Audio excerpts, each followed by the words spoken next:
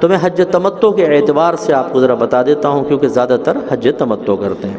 تو لہٰذا آپ یہاں سے گئے، اگر آپ سیدھے مکۃ المکرمہ جا رہے ہیں تو ماشاءاللہ امیگریشن تو یہیں ہو جائے گی۔ اب انشاءاللہ آسانی یہ ہوگی، جیسے آپ جدہ سے اتریں گے فوراً ایئرپورٹ سے باہر اور اپنے ہوٹل میں آ جائیں۔ بعض لوگ یہ سمجھتے ہیں کہ ہمیں فوری طور پہ مکے پہنچ کر سب سے پہلے جلدی سے عمرہ کرنا ہوگا۔ عبادت کی ادائیگی میں جلدی بہت اچھی ہے، لیکن خشوع و خضوع اس سے کہیں زیادہ مطلوب شرع ہے۔ ہم بعض اوقات تھک چکے ہوتے ہیں بہت زیادہ، اور ہم شوق میں، جو خاص طور پہ فرسٹ ٹائم جاتا ہے وہ کہتے ہیں جلدی سے دیکھ لوں کعبۃ اللہ، وہ پہنچ جاتا ہے وہاں پر، لیکن تھکن اتنی ہوتی ہے کہ پھر وہ ذوق کے ساتھ طواف وغیرہ نہیں کر سکتا۔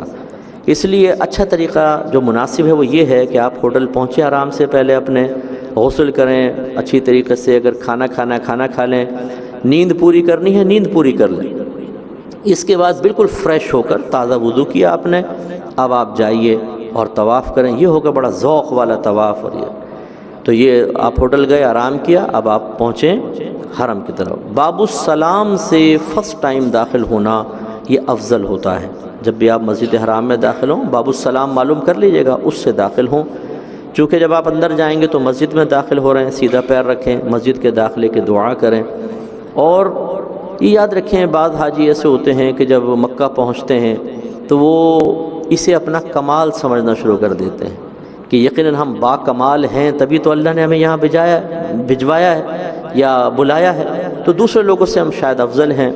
تو وہ بے پرواہ سے ہو جاتے ہیں، چہرے پہ ہنسی ہے، مسکراہٹ ہیں، موبائل تیار ہیں کہ جب سیلفیاں بنیں گی کعبۃ اللہ کے سامنے، طواف کی یوں بنا رہے ہوتے ہیں، ویڈیو چلا رہے ہوتے ہیں، اور کسی کو کال کر لیتے ہیں، کہتے ہیں دیکھ میں یہ چل رہا ہوں۔ یہ یاد رکھیے کہ وہ مقام سمجھ لیجئے ایسا ہے کہ ایک مجرم اپنے آقا کی بارگاہ میں حاضر ہوا ہے۔ ہم نے کتنے گناہ کیے ہوتے ہیں، کتنے لوگوں کو زبان سے تکلیفیں پہنچائی ہوتی ہیں، ہاتھوں سے تکلیف پہنچائی ہیں، پیسوں میں بے احتیاطیاں کی ہوتی ہیں۔ ہم ایک گنہگار مجرم ہیں۔ مجرم جب عدالت میں پیش ہوتا ہے تو ہنستا ہوا نہیں ہوتا، اگر ہو تو اس کو کہتے ہیں یہ بے حیا انسان ہے، بہت ڈھیٹ مجرم ہے۔ تو ہمیں ڈھیٹ نہیں ہونا ہے۔ جتنی ندامت، جتنی شرمندگی، جتنی عاجزی ہمارے اندر ہوگی، اللہ کی رحمت اتنی ہی تیزی سے متوجہ ہوتی ہے۔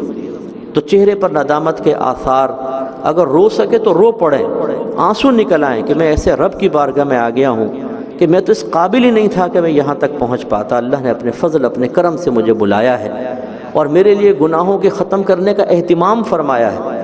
یہ مقام شکر ہے، یہ مقام تکبر نہیں ہے، یہ بے پرواہی اور غفلت کا مقام نہیں ہے۔ تو بڑے سر جھکا کر روتے ہوئے، فرسٹ ٹائم حاضری تو ایسی ہونی چاہیے۔